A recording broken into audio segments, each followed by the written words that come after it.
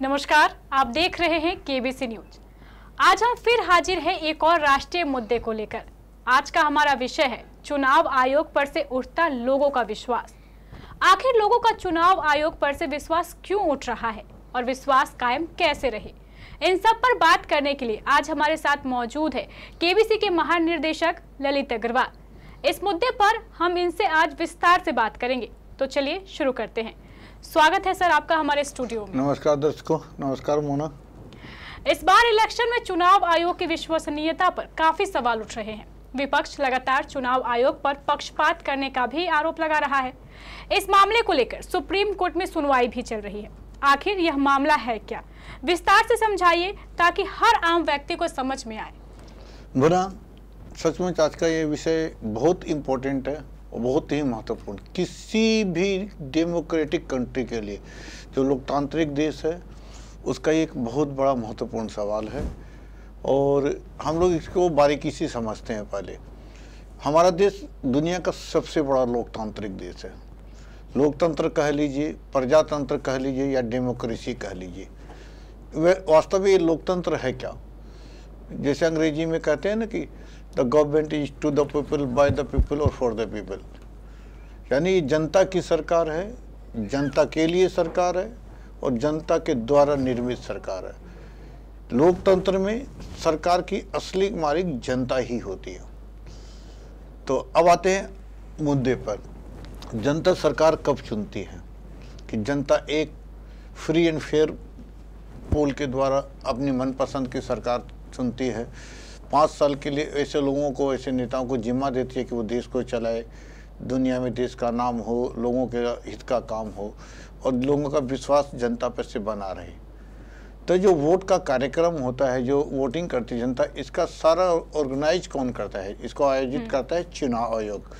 चुनाव आयोग सरकार से बाहर एक निर्भीक और स्वतंत्र संस्था होती है, इलेक्शन कमीशन। इस पर सरकार का कोई दबाव नहीं होना चाहिए, होता भी नहीं है, संविधान के हिसाब से होता भी नहीं है। तो चुनाव आयोग का फर्ज है कि वो इस तरह चुनाव को संपन्न कराए कि जिस पे जनता का विश्वास पूरी तरह बना रहे। अगर थोड़े से लोगों को भी इस पर से विश्वास उठ गया तो समझिए सरकार बदल सकती है। 5 वोट, 1 वोट भी इधर से उधर चला गया तो सरकार बदल जाती है। यानी चुनाव ऐसे होना चाहिए कि जनता का विश्वास इस पर बना रहे और जो बहुमत से चुन कराए वो सरकार को चलाए। अब देखिए चुनाव इस बार हुआ क्या? इस बार हुआ क्या कि जब से ये लोग चुनाव आयोग ने काम शुरू किया इस इलेक्शन को लेकर, लोकसभा चुनाव 2024 को लेकर, उसकी कार्यशैली को लेकर लगातार सवाल उठ रहे हैं। विपक्ष लगातार आरोप भी लगा रहा है। ऐसा देखने में भी आ रहा है कि जैसे इसमें सबसे पहला एक मुद्दा कि इसे लेवल प्लेइंग फील्ड होना चाहिए, माने पक्ष और विपक्ष दोनों को समान समतल जमीन मिले और अपनी अपनी बातें लोगों तक पहुंचाए। पक्ष भी पहुंचाए, विपक्ष भी पहुंचाए, दोनों की बातों को सुनकर जनता फिर मन बनाए कि किसको हम देश चलाने का अधिकार देंगे। तब जाके ये सरकार मतलब सही सरकार, हेल्दी सरकार का चुनाव होता है। लेकिन अगर चुनाव आयोग थोड़ी सी भी गलती करता है और जनता के मन मुताबिक सरकार नहीं बनती है तो जनता का विश्वास उस पर नहीं रहता और देश हित में सरकार होती भी नहीं है। तो हुआ क्या? नियम है कि इस चुनाव में एक एक पॉइंट करके मैं समझा रहा हूँ। इस चुनाव में हमारे संविधान के नियम के हिसाब से कोई धार्मिक बातें नहीं करेगा, कोई ऐसी बातें नहीं करेगा किसी को हर्ट करे, किसी को चोट पहुँचे। लेकिन यहाँ देखा जा रहा है कि अगर एक पक्ष को तो कोई कुछ चुनाव आयोग कुछ बोल नहीं रहा है, जैसे भाजपा की सरकार है, मोदी की सरकार है, तो वो तो जो चाहे बोल पा रहे हैं और दूसरा पक्ष एक थोड़ा गाना भी बजा लेता है तो उस पर चुनाव आयोग तुरंत नोटिस देता है। इसको लेकर कई बार विपक्ष चुनाव आयोग के पास गए भी हैं, लेकिन विपक्ष की माने तो उनकी सुनवाई चुनाव आयोग नहीं कर रहा है। विपक्ष लगातार इस लेवल प्लेइंग फील्ड नहीं होने को लेकर लगातार चुनाव आयोग पर आरोप भी लगा रहा है। ये तो ये हुई एक बात। दूसरा बात क्या है कि जब आप पोल कराते हैं तो हर बार 1951 में हमारे यहाँ पहला लोकसभा चुनाव हुआ था। उस समय चुनाव का ये संविधान बना था कि जब भी वोटिंग होगा 48 घंटे के अंदर सारा डाटा चुनाव आयोग को जारी कर रहा है। उस समय तो ऑनलाइन सिस्टम था नहीं, उस समय तो पेपर में जारी होता था, पेपर प्रेस के माध्यम से जारी होता था, तो उस समय सुविधाएं कम थी, कंप्यूटर भी नहीं था। फिर भी उस समय 48 घंटे का वक्त मिला था चुनाव आयोग को कि 48 घंटे के अंदर कितने वोट पड़े, सारे डाटा के साथ कौन से बूथ पे कितने वोट पड़े, सारा डाटा जारी करना है जी। लेकिन उसके बाद तकनीक बदली, हाईटेक हो गया, 1 सेकेंड में कंप्यूटर सारा डाटा जोड़ देता है। उस समय तो हाथ से जोड़ना पड़ता था। लेकिन इस बार क्या हुआ देखिए, पहला चरण 19 अप्रैल को हुआ हमारे इस लोकसभा का चुनाव का। शाम तक डाटा जारी किया है लोक चुनाव आयोग ने कि लगभग 60% वोट हुआ है। ठीक है, किस दूर दराज के बूथों से, जो ग्रामीण क्षेत्र के बूथ होते हैं, वहाँ से डाटा आने में देर रात हो जाती है, 4 घंटा 6 घंटा 8 घंटा भी लगता है, 12-1 बजे तक भी आता है। तो हर हालत में अगले दिन उसको अपडेट करके जारी कर देना चाहिए। और आज तक होता भी आया है। आधा 1% का फर्क पड़ता है, कोई बूथ छूट गया हो या पोस्ट बैलेट छूट गए हों तो आधा 1% का फर्क पड़ता है और अगले दिन चुनाव आयोग उसको करेक्ट करके अपनी वेबसाइट पे डाल भी देता है। लेकिन इस बार क्या हुआ, 19 अप्रैल को हुआ, चुनाव आयोग ने डाला कि पहले चरण में 60%, लगभग 60% मतदान हुआ। अगले दिन कुछ नहीं हुआ, जो अगले दिन करेक्शन करके 60 पॉइंट कुछ डाला गया, लेकिन उसके बाद छोड़ दिया गया। तो जनता मान के चल रही थी कि 60% वोट हुआ। अचानक 11 दिन बाद 30 अप्रैल को चुनाव इसको बदल के 66% कर देता। तो सवाल उठना लाजमी है ना कि 11 दिन बाद अगर 6 से 7% वोट कैसे पड़ गए।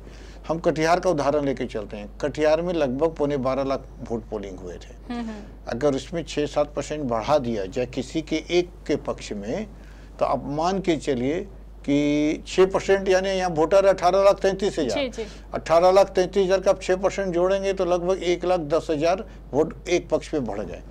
अगर आप कल इमेजिन कीजिए, कल्पना कीजिए कि कटिहार में एक पक्ष को ऊपर 1,10,000 वोट डाल दिया जाए तो निर्णय तो बदल गया ना। जी जी बिल्कुल, आसानी से बदल गया। तो सवाल ये उठने लगे कि अचानक 6 से 7% वोट कैसे बढ़ गए, और अगर बढ़ना ही घटना था तो सेम डे क्यों नहीं बढ़े। और आज तक का 20 साल का या 50 साल का इतिहास है, अगले दिन करेक्शन भी हुआ भी है तो आधा परसेंट 1% से ज़्यादा डिफरेंसेस कभी नहीं आया। 1% का प्लस माइनस आधा परसेंट आप मान लीजिए, उससे ज़्यादा फर्क नहीं आता। लेकिन 6 से 7% तो बहुत बड़ा फर्क है ना। आप ही इमेजिन कीजिए ना, दूर दराज से कुछ बूथ के छूट गए, तो 10 बूथ छूट गए तो 10,000 वोट का फर्क पड़ेगा। 10,000 वोट, 10 बूथ में 10,000 वोट। अगर वहाँ माने पोलिंग हुआ 6,000 वोट तो 6,000 फर्क पड़ेगा। 6,000 बढ़ेगा तो 6,000 अगर 18 लाख में बढ़ा तो आधा परसेंट भी नहीं हुआ। तो लेकिन 6% का बढ़ जाना बहुत बड़ी बात है। और बढ़ना ही था तो सेम डे क्यों नहीं हुआ, एक ये सवाल विपक्ष का कहना है। इसको लेकर खड़गे साहब ने, जो कांग्रेस के अध्यक्ष हैं, राष्ट्रीय अध्यक्ष, उन्होंने चिट्ठी भी सब विपक्ष को दी थी। और कई संस्थाएं और जो सामाजिक कार्यकर्ता हैं और ADR जो है, एसोसिएशन फॉर डेमोक्रेटिक रिफॉर्म, तो जो एक संस्था है जो यही काम करती है, जो डेमोक्रेसी में कुछ गलतियां दिखती है तो वो उसको लेके सुप्रीम कोर्ट जाती है और उसका रिफॉर्म करने का, उसको करेक्शन करने का काम करने की अपील करती है। तो ये लोग सब सुप्रीम कोर्ट भी गए। और एक गलती और भी हुई, हर बार आपके इलाके में कितने वोट पड़े, जैसे कटिहार का फिर उदाहरण देता हूँ, 18,33,600 माने 18,33,000 वोट है, आप बोलते हैं 60% वोट पड़ा। तो आप एक्यूरेट नंबर तो आपके पास है तब ना परसेंटेज निकालते हैं कि आपके इलाके में 11,70,000 वोट पड़े, 11,70,520, 11,71,636 जो भी वोट पड़े, नंबर वो वोट क्यों नहीं डाला। इस बार इलेक्शन कमीशन ने नहीं डाला। हर बार डाला जाता है, इस बार नहीं डाला। तो ये कई लोगों ने RTI भी लगाई, चुनाव आयोग को भी लगाया, लेकिन चुनाव आयोग नहीं सुन रहा है। लोगों का कहना है कि चुनाव आयोग बिल्कुल भी नहीं सुन रहा है। तो ये भी सवाल है कि आपने क्यों नहीं डाला नंबर ऑफ वोट। लोगों का ये मानना है कि चूंकि वोट लाखों में है, आप परसेंट में देते हैं तो 2 के बाद 2 ही अंक में देते हैं, तो उसमें 5-10 हज़ार का भी इधर उधर हो जाए तो परसेंटेज में आप चेंज नहीं कर सकते हैं। तो कहीं वोट अगर कहीं 2,000 1,000 का हार जीत का सवाल है तो ये 5-10 हज़ार वोट का इधर उधर हो जाएगा, तो ये भी सही नहीं होगा। तो लोगों की लगातार मांग है कि आप उसको सही कीजिए, वोट नंबर ऑफ वोट डालिए, लेकिन चुनाव आयोग नहीं डाला। सेम 26 अप्रैल का भी दूसरे चरण में भी हुआ, उसमें भी अगले दिन जितना वोट आया उसको भी 30 अप्रैल को 4 दिन बाद चुनाव आयोग ने 6 से 7% बढ़ा दिया। तो लोग और विपक्ष का सवाल उठाना लाजमी है कि आखिर ऐसा पहले कभी नहीं हुआ, चुनाव आयोग ऐसा क्यों कर रहा है। और चुनाव आयोग विपक्ष के सवालों का जवाब भी नहीं दे रहा। सवाल इस बात का भी है, लोगों को संतुष्ट भी नहीं कर पा रहा। अगर चुनाव आयोग ने किसी कारण से किया होगा, हो सकता कोई कारण हो, मतलब कोई गलती हो गई होगी, लेकिन चुनाव आयोग के आगे बढ़ के जवाब देना चाहिए। लोग एक प्रेस कॉन्फ्रेंस बुला के जनता को संदेश देना चाहिए आखिर ये बदलाव हुए तो क्यों हुए, और अगर आपने नंबर ऑफ वोट एक्यूरेट नहीं डाला तो क्यों नहीं डाला। चुनाव आयोग ये भी नहीं कर रहा है। तो इससे क्या हो जा रहा है कि पूरे देश में गलतफहमी का दौर बोल लीजिए, या चुनाव आयोग से विश्वास उठने का सवाल जो आपने उठाया उसका सिलसिला जारी हो गया है, और लगातार सवाल पे सवाल उठ रहे हैं। एक तो लेवल प्लेइंग फील्ड नहीं उपलब्ध कराना, एक तो 11 दिन बाद वोट का परसेंटेज बढ़ा देना, नंबर 3 कि जो नंबर ऑफ वोट है, जो एक्यूरेट नंबर ऑफ वोट है उसके संख्या को वेबसाइट पे नहीं डालना। ऐसे कई महत्वपूर्ण बिंदु हैं जिसको लेकर जनता में अब चुनाव को लेकर अविश्वास की भावना बढ़ती जा रही है। एक बात में एक और छोटे छोटे उदाहरण, एक वीडियो भी मैं के बारे में आपको चर्चा करना चाहूँगा। एक वीडियो सोशल मीडिया पे वायरल हो रहा है बहुत तेज़ी से। मैं कंट्रोल रूम से कहूँगा कि सोशल मीडिया के इस वीडियो को दिखाए। आप इस वीडियो को देखिए।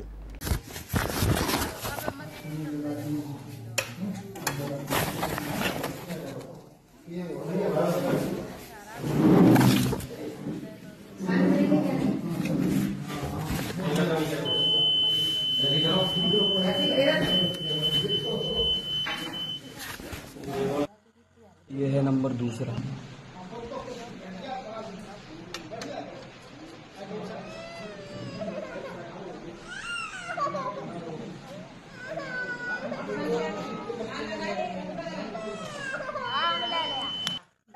ये है तीसरा नंबर, विवेक का है, ठीक है। मैं डाल रहा हूँ वोट, देख लो, तीसरा नंबर है ये।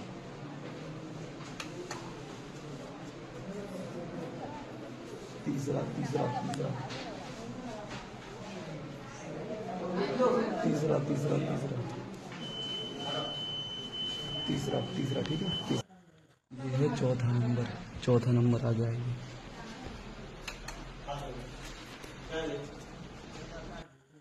पांचवा वोट है ये, पांचवा देख लो, पांचवा है, पांचवा।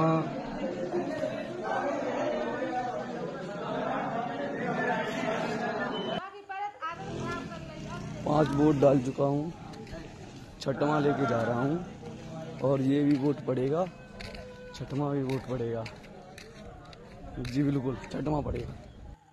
छठा वोट छठा।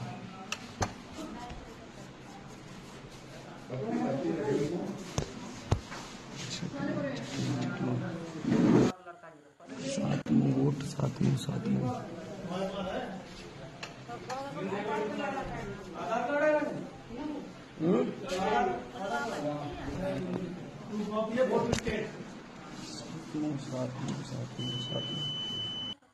ध्यान से देखिए, इसमें एक लड़का है, ये फैजाबाद का, यूपी का फैजाबाद का वीडियो बताया जा रहा है। मैं दावा तो नहीं कर सकता कहाँ का है, लेकिन अखिलेश यादव जो यूपी के पूर्व मुख्यमंत्री है, उन्होंने भी ट्वीट किया और पूरे सोशल मीडिया पे वायरल भी हो रहा है। एक लड़का, अब देखिए इस वीडियो को, एक ही लड़का 8 वोट बारी बारी से डाल रहा है, जबकि एक आदमी एक ही वोट डाल सकता, लोग हो जाना चाहिए मशीन, और एक वो लड़का बार बार दबा के 8 वोट डाल रहा है, और वो भी एक ही छापे कमल का दिखाई पड़ रहा है। आप देखिए कमल के ऊपर 8 वोट डाल रहा है।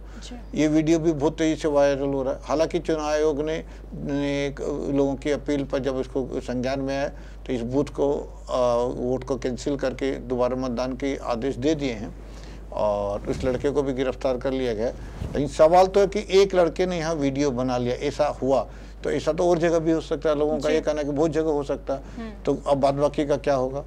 तो इससे जो जनता का जो अधिकार है वो कम हो रहा है, वो छीना जा रहा है। जनता जिसको चुनकर भेजना चाहती है, तो लोगों का कहना है कि हम जब जो वोट डाल रहे हैं उसकी कीमत नहीं है, लोग अपने मन से मैनिपुलेट कर सकते हैं, इसलिए हमारी सरकार, जनता की सरकार जो हम चाहते हैं वो नहीं आएगी।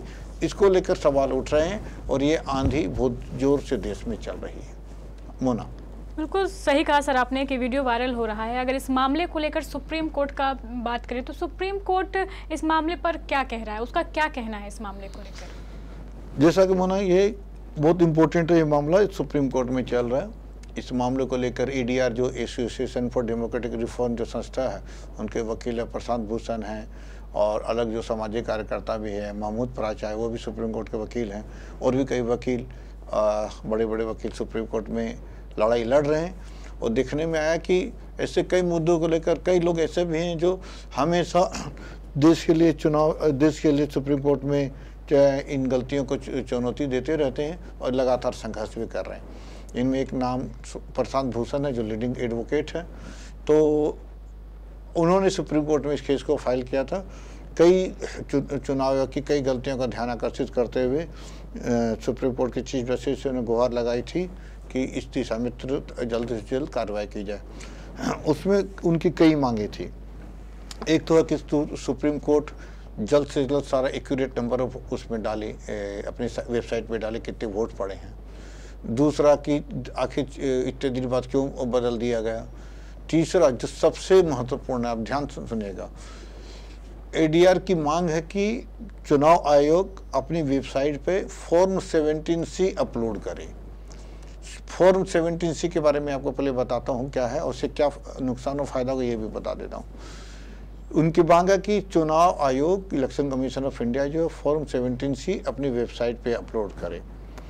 पहले फॉर्म 17C है क्या, ये बहुत इंपॉर्टेंट पेपर है और इसको बात आप समझ लीजिए।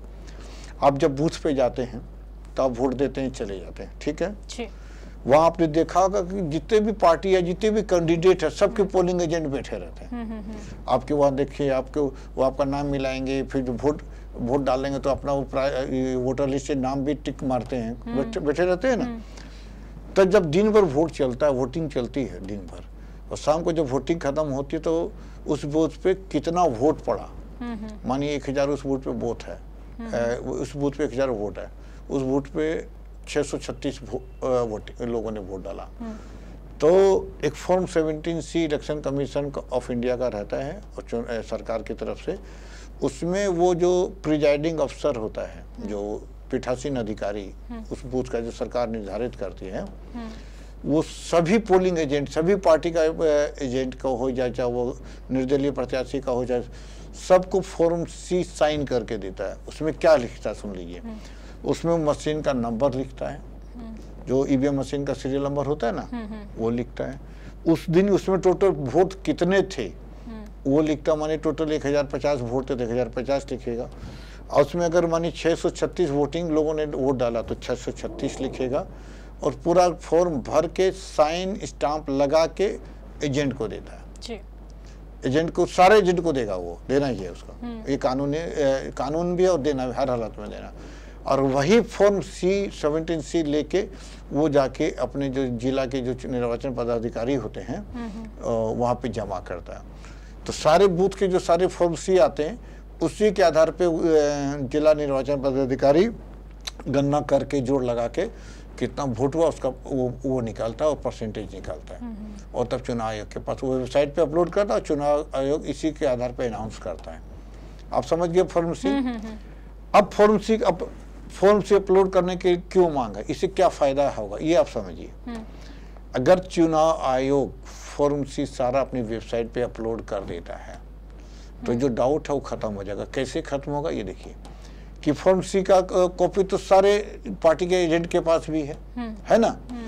तो उसमें जो वोट है चुनाव आयोग ने जो डाला है सब उसे टैली कर लेंगे, जोड़ लगा लेंगे, तो तब ये कोई आरोप नहीं लगा सकेगा कि वोट किसी ने बढ़ा दिया घर में जाके या मशीन बदल दी, कोई नहीं ना आरोप लगा सकेगा। फॉर्म C अगर कटिहार जैसे हम लोकसभा की क्षेत्र की बात करें तो जैसे 1800 प्लस बूथ है यहाँ पे, तो 1800 बूथ का 1800 फॉर्म C होंगे।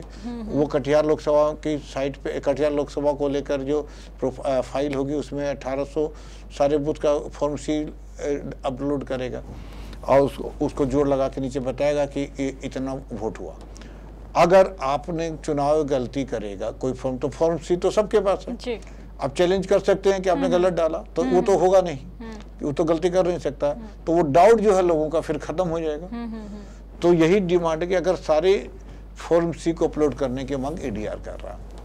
अगर फॉर्म सी अपलोड कर दिया जाता है अगर सुप्रीम कोर्ट में का आदेश पर, तब फिर ये जो सवाल उठने का है ना वो सारे का बात खत्म हो जाएगा। अब रही लेवल प्लेइंग की बात, तो वो सब अलग मुद्दा है, उसके लिए तो जंग जारी रहेगी, लोग लड़ते रहेंगे, सुप्रीम कोर्ट में सुनवाई चलती रहेगी। इस संदर्भ में मैं एक बात और आपको बता देता हूँ। इसके पहले एडीआर ही गए थे, एडीआर गए थे और अन्य वकील भी गए थे सुप्रीम कोर्ट की। देश में ईवीएम मशीन के साथ जो अभी नई मशीनें आई है उसके साथ सारी वीवीपैट मशीनें हैं। तो इन मशीनों के साथ सब वोटर को एक सुविधा दी जाए कि जो मशीन का बटन दबाते हैं तो एक रस्सी जो वोट का आपको वोट गिरता हुआ दिखता है, उसका इसमें सुविधा कि उसका प्रिंट आउट होकर निकलता है। ठीक है, अभी 5% बूथों में है, टोटल बूथ के 5% बूथों में सुविधा है कि मशीन प्रिंट आउट होकर निकलती है। तो एडीआर की मांग ये थी, वकीलों की मांग ये थी कि आप 100% मशीन से प्रिंट आउट निकले और वो जो प्रिंट आउट की रसीद है वहाँ जो वोटर है वहाँ एक बैलेट बॉक्स होगा उसमें डाल दे।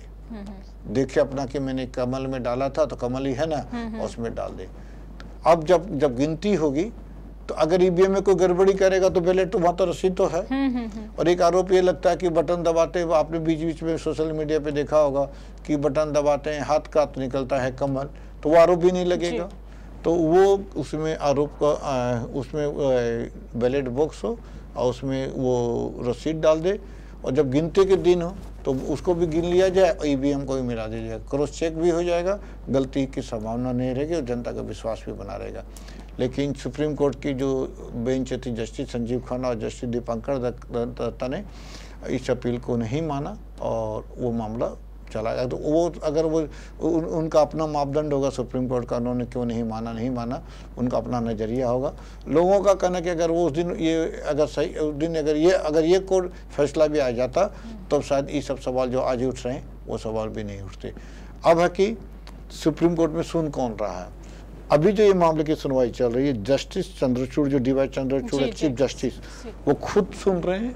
3 जजों की बेंच है, जस्टिस पारदीवाला और जस्टिस मनोज मिश्रा। इस 3 जज की बेंच इस मामले की सुनवाई कर रहे हैं। फॉर्म 17C को अपलोड करने का जो मामला मैंने अभी आपको बताया, उस मामले की सुनवाई 3 जजों की बेंच कर रही है। हालांकि मैं आपको बता दूं कि सुप्रीम कोर्ट समर वेकेशन गर्मी की छुट्टी में बंद हो गया है, लेकिन गर्मियों किसी भी छुट्टी में हर कोर्ट में एक वेकेशन कोर्ट चलता है, यानी एक बेंच होती है जो उसकी सब दिन कोई ना कोई मामले की जो करेंट मामला होता है उसकी सुनवाई होती है। तो जस्टिस चंद्रचूड़ ने इस मामले के लिए भी एक वेकेशन कोर्ट बना दिया है।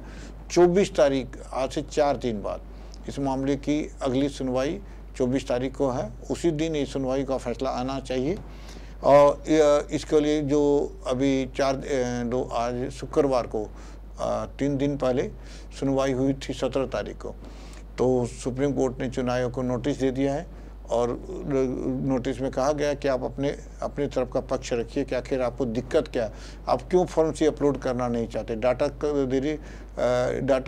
अपलोड करने में देरी क्यों होती है। इस पर जब एक बहुत इंपॉर्टेंट बात, ये बहुत गौर करने वाली बात है कि 17 तारीख को जब बहस चल रही थी जस्टिस चंद्रचूड़ की जो बेंच के सामने, तो चुनाव के जो वकील थे ने उन्होंने जो बातें कही उस पर 2-3 बात एकदम बिल्कुल झूठ थी। उसने सुप्रीम कोर्ट के सामने कह दिया कि जो फॉर्म C-17 का मामला है वो ऑलरेडी संजीव खन्ना के पिछले वाले मामले में जो अभी आपको मैंने बताया ना कि ईवीएम और वीवीपैट का रसीद को बैलेट में डाल के दोनों को गिनती किया जाए, जिसको संजीव खन्ना की बेंच ने ना कर दिया। तो उनका कहना था कि उस बेंच में इस मामले की सुनवाई हो चुकी है, तो इसलिए अब दोबारा सुनने की ज़रूरत नहीं है। ये चुनाव आयोग के वकील का कहना था, जबकि ये बात बिल्कुल गलत थी। एडीआर के वकील प्रशांत भूषण जो उसका पक्ष रखे उन्होंने तुरंत कहा कि गलत है और इसमें कोई सुनवाई नहीं हुई है और जांच की गई तो उसमें कोई सुनवाई नहीं थी। तो एक तो ये मामला कि आखिर चुनाव आयोग के वकील को झूठ क्यों बोलना पड़ा, तो ये भी एक इम्पोर्ट है। तो लोगों का शक और बढ़ रहा कि ये झूठ आखिर चुनाव क्यों नहीं करना चाहता, दिक्कत क्या है। तो ये ऐसे कई कदम और कई काम है, कई ऐसी एक्टिविटी है चुनाव आयोग की जिसके कारण लोगों का विश्वास उठता जा रहा है। एक और सवाल कुछ दिन पहले आया था कि अभी सारी नई मशीन ईवीएम चुनाव आयोग ने बनवाई है और जहां सवाल विपक्ष ने उठाया था कि ईवीएम मशीन जहां बनती है वहां भी बीजेपी के लोग बोर्ड में डाल दिए गए हैं। तो सवाल ये भी उठता कि न्यूट्रल लोगों का होना चाहिए था बोर्ड में, जहाँ ईवीएम मानते वहाँ भी बीजेपी के लोग आ गए हैं। दूसरा एक सवाल था कि 24 लाख मशीनें बनाई गई है ये चुनाव आयोग द्वारा इस बार, जिनकी क्षमता है 470 करोड़ वोट लेने की, 470 करोड़ वोट लेने की, जबकि भारत में मात्र 97-98 करोड़ पोल अभी वोटर हैं। और उस अगर 470 करोड़ की बात माने तो कम से कम 100 साल बाद ही 470 करोड़ वोट हो पाएंगे। तो जरूरत क्या थी इतनी ज़्यादा मशीन लेने के, सवाल लोग ये भी उठा रहे हैं, जबकि इससे आधी से भी आधी मशीनें में ये काम हो सकता था। तो विपक्ष तरह तरह के आरोप लगा रहे हैं। तो ऐसी कई बातें हैं। और तो कुछ लोगों का तो ये भी कहना है कि ईवीएम मशीन पे इस बार जो सीरियल नंबर होता है वो इम्पोज किया हुआ नहीं है। हालांकि मैं इसको दावा नहीं करता, मैंने नहीं जांचा परखा है, लेकिन कुछ सामाजिक कार्यकर्ताओं का कहना है कि कई इसमें स्टिकर लगाए गए हैं सीरियल नंबर पे, जबकि हर बार उसमें एम्बोस किया रहता है। तो ऐसे कई सवाल हैं जो पूरे देश में चल रहे हैं। इसको लेकर चुनाव आयोग की विश्वसनीयता पे सवाल उठ रहे हैं। अब 24 तारीख को देखने वाली बात होगी कि इसमें क्या सुप्रीम कोर्ट का फैसला आता है।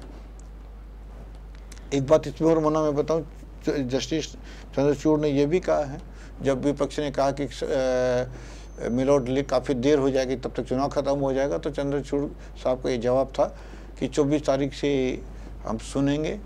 बेंच में कौन जज है इसकी अभी जानकारी नहीं मिली है, नहीं सब वैकेशन कर। लेकिन चंद्रचूड़ साहब का कहना कि अगर हमें दिन रात भी सुनना पड़ा तो हम लोग दिन रात सुनेंगे इस मामले को। यानी सुप्रीम कोर्ट भी इंटरेस्टेड है, वो भी चाहता है कि जल्द से जल्द इस मामले की सुनवाई हो। और जैसा कि उन्होंने इलेक्टोरल बॉन्ड के मामले में बहुत सख्त रुख अपनाया था, अगर इस मामले में भी सुप्रीम कोर्ट वही रवैया अपनाता है तो उम्मीद है कि जनता को उसका विश्वास वापस मिलेगा। तो अब आप भी इंतजार कीजिए 24 मई का, और ऐसे ही जनहित, राष्ट्रीय हित के मुद्दों को जानने के लिए हमारे साथ जरूर जुड़े रहें। और आज के लिए हमें इजाज़त दीजिए। नमस्कार। नमस्कार।